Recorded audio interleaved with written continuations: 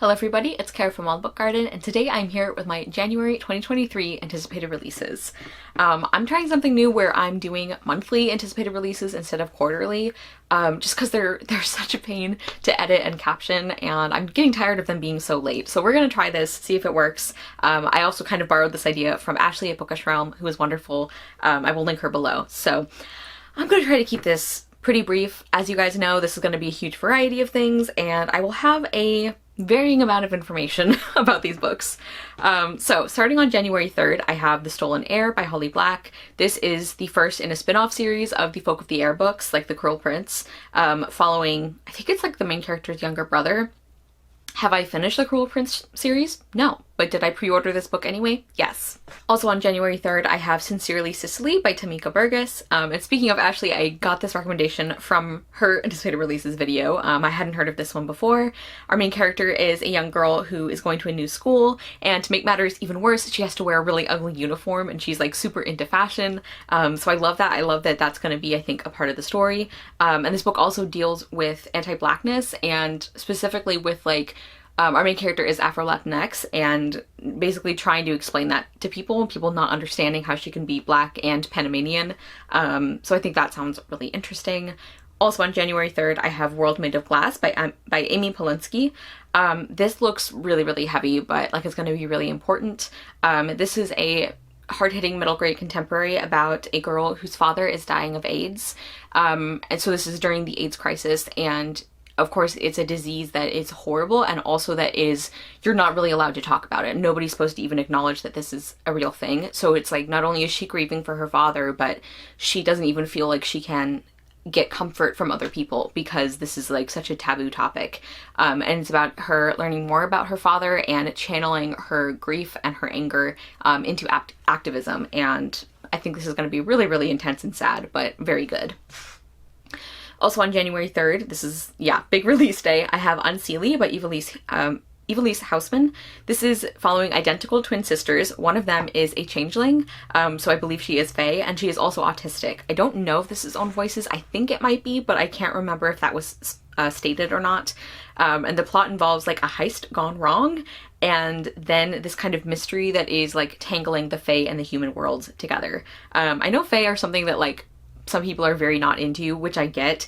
I enjoy them, but I like kind of specific kinds of Fae stories, and this seems like one that I might like.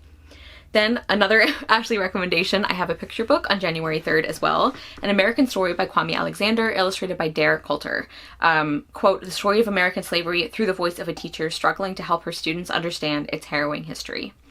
I think that sounds fantastic.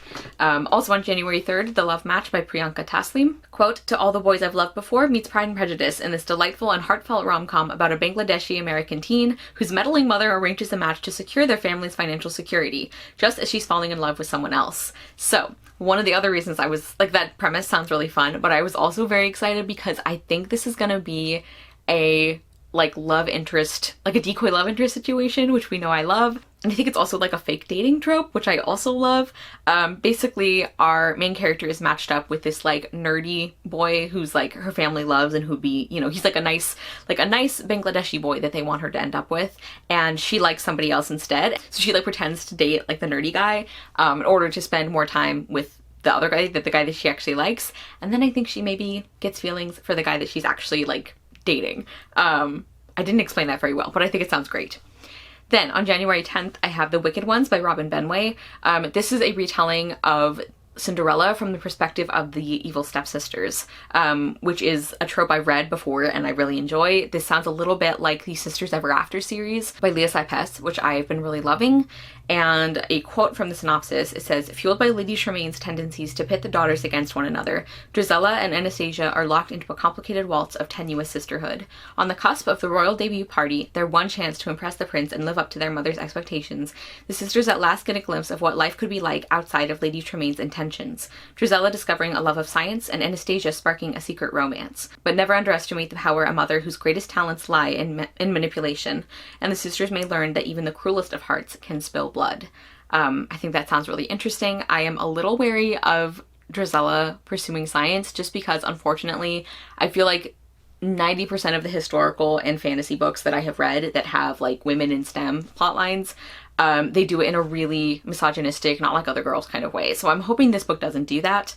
Then also on January 10th, I have Phaedra by Laura Shepperson. This is a retelling of, so Ariadne's sister Phaedra, this is centering her. And I know that this does change the original myth in a very big specific way, because in the mythology, Phaedra like basically invents a sexual assault accusation, and this book I believe is taking the approach that this actually did happen, that she was assaulted and then nobody believes her, which I think is a very interesting take on it. I think that is unfortunately very topical to like take that perspective on this story, so I'm interested to see how that goes. Also on January 10th, I have Emily Wilde Encyclopedia of Fairies by Heather Fawcett. I am so excited for this. This is one of those books that sounds like exactly my thing, so I'm a little nervous because I really want to love it. But yeah, I can't wait. So our main character is of course Emily Wilde, and she's kind of like a fairy naturalist, and she ends up traveling to this one village or town, and she just wants to like do her work. She doesn't want to make friends with the townspeople or anything, but she kind of ends up doing that anyway, and she also is working with a really annoying like colleague basically, so there's like a hate to love romance with them, and one of the comps is Half a Soul by Olivia Atwater, which is one of my favorite books. Like one of the reviewers kind of like compared the vibes to that, which is what the synopsis was giving me anyway, so I hope I love it. I think it sounds fantastic. Then also on January 10th, The Daughters of Ishahar by Hadir El-Spy.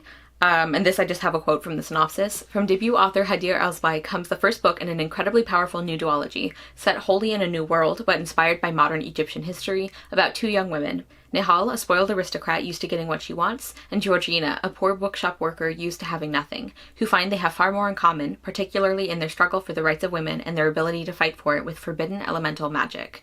I think that sounds just great. Like I know I keep saying that about all of these obviously, but so excited. January 15th, I have Gate Sinister by Tansy Rayner Roberts. This is the first book in the Sparks and Filters series. I'm not sure how to pronounce that, but it's a series of historical fantasy novellas, and like the whole premise sounds fun, but like even just the first line of it had me very excited. Disguised as a governess, the last fairy in Britannia infiltrates the household of the Gloucester family to fulfill a vital mission on behalf of her exiled people. I've been really loving Tansy Rayner Roberts, and I'm excited that she is doing this series as well. Then January 17th, I have a nonfiction book, The Once and Future Sex, Going Medieval on Women's Roles in Society by Eleanor Janega. This one I heard about from Mara at Books Like Whoa. I love this cover, and this is looking at basically medieval women's roles in society and how things have changed and not changed so much in modern day. So kind of comparing those, I think this could be really interesting. Once again, I hope it doesn't take the like not like other girls like nonfiction style kind of approach, but I do think that could be really good. Then on January 24th, I have Spice Road by Maya Ibrahim, and this has a pretty long synopsis, so I just pulled out a couple quotes from it. So Imani is our main character, and she thinks that her brother has died. She's thought that, I guess, for a long time, but then she uncovers evidence her brother may be alive and spreading their nation's magic beyond the desert. She strikes a deal with the council to find him and bring him back to Kalia before he can reveal the city's location. So basically magic is very tightly controlled, kind of like a controlled substance, and she finds out that maybe her brother was involved in giving that to people who shouldn't have it. Accompanied by Kane, a roguish but handsome Jinni, and Taha, a powerful beast-seer whose magical talents are matched only by his arrogance, they set out on their mission. It also describes it as one young heroine navigates the treacherous road between protecting the ones you love and staying loyal to the place you call home. Yeah, this is an Arabian-inspired fantasy. I just think it sounds really interesting. Also on January 24th, The Buried and the Bound by Rochelle Hassan. We have several main characters, I think 3 points of view. One of them is a head witch, the only head witch in her village, and so she is, you know, used to taking care of like magical problems and everything, but then there seems to be something going wrong with the barrier between our world and the magical world. There's like a creepy forest, and one of the other main characters is a boy who has been cursed to forget his true love. And I also know that there is queer rep in this. I just think this sounds super interesting and atmospheric. Then January 31st, I have The Davenports by Crystal Marquis. I've heard kind of mixed things about this, but I hope I like it. I think it sounds really fun. It's set in 1910, which is a time period I really love, and I feel like we don't get enough historical fiction set there. And we're following a wealthy Black family, and specifically, I think 4 young women in the family or connected to the family, and kind of their experiences in love and society. I think this is going to be like kind of like a romp sort of book. I think it sounds like a lot of fun, and I really love that cover. And I think it's also based on, like, it's inspired by the story of a specific Black family. And then the last book I'm going to talk about today also comes out on January 31st, and that is Promise Boys by Nick Brooks. This is a kind of contemporary murder mystery thriller situation that combines that with social issues, which is something I'm finding I really enjoy. It involves these three boys who are going to like this prestigious like program, like I think through their school, and it's supposed to like, you know, get boys off the streets and that kind of thing. And the principal is really, really strict, and his whole thing is like, you have to follow these rules in order to, you know, avoid the fate of like other young men from their neighborhood and things like that. And then he is actually murdered, and the three boys end up becoming like the primary suspects. So they have to try and figure out who really did this in order to clear their names. And it says, this exquisitely taut thriller shines a glaring light on how the system too often condemns Black and Latinx teen boys to failure before they've even had a chance at success. I just think that sounds like a really interesting combination of genres. So that was my January anticipated releases video. I'm sure there are going to be other things coming out in January that I find about later that I'm very excited for too. But this is what I have right now. Please comment down below. Let me know if you are also excited about these, a book coming out in January you're looking forward to. Let me know how you feel about like monthly anticipated releases, because I already feel like this is gonna be so much easier, both making them and also watching them probably. So thank you guys so much for watching. I will see you soon with another video, and I hope you love the next book you read.